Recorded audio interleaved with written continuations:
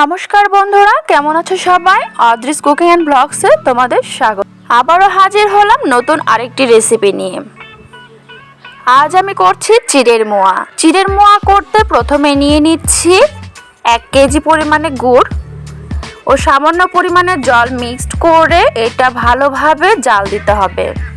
আর লাগবে ভাজা চিড়ে। অবশ্যই চিড়েটা ভাজা চিড়েই হতে হবে। এখানে 1 কেজি পরিমাণে ভাজা চিড়ে আছে, আর বাকিটুকু চিড়ে আমি রেখে দিয়েছি, এইটুকু আর লাগবে না। গুড়টা অবশ্যই ভালো করে ফুটিয়ে নিতে হবে। অনেকটা দেখো এই যে জাল দেওয়া হচ্ছে, অনর্গলত নাড়তে হবে, নইলে এটা হবে না, পুড়ে যাবে। জালটা অবশ্যই জোরে দিতে হবে আর অনর্গলত নাড়তে হবে।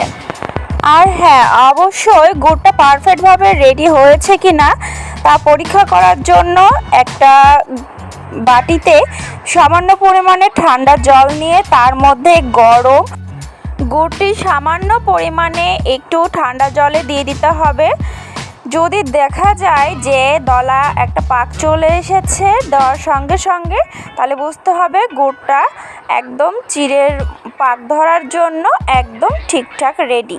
এবার গুড়টা আমি নামিয়ে নিয়েছি এবং চিড়ের সঙ্গে মিক্সড করে দিচ্ছি। অবশ্যই ভালো করে মিক্সড করতে হবে, নইলে মোয়া বাঁধানো যাবে না। তো ভালো করে মিক্সড করে নিতে হবে যেন সব অংশে গুড়টা ছড়িয়ে যায়। তো দেখুন, ভালো করে মিক্সড করে নেওয়া হচ্ছে।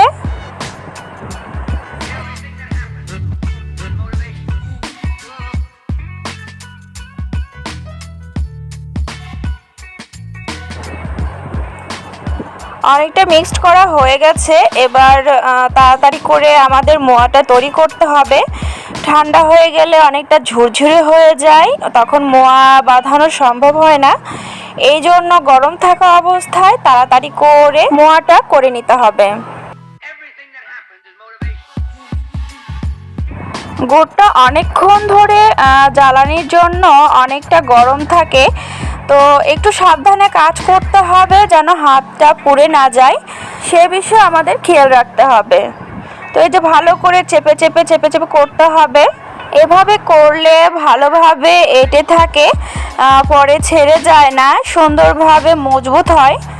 তো দেখো, এভাবে আমি সবগুলো মোয়া করে নিচ্ছি।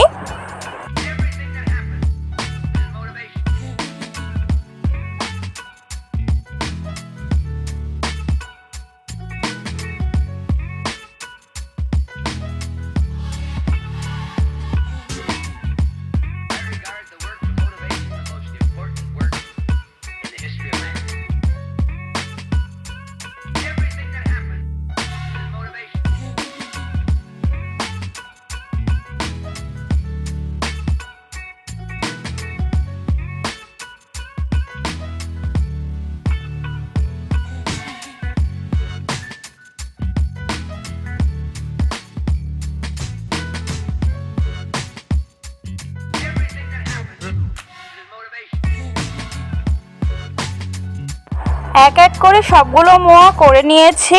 আমার মোয়াগুলো রেডি। তো দেখো বন্ধুরা, অনেকটা সুন্দর হয়েছে আর অনেক মচমচেও হয়েছে। তো তোমরা বাড়িতে ট্রাই করে দেখতেই পারো।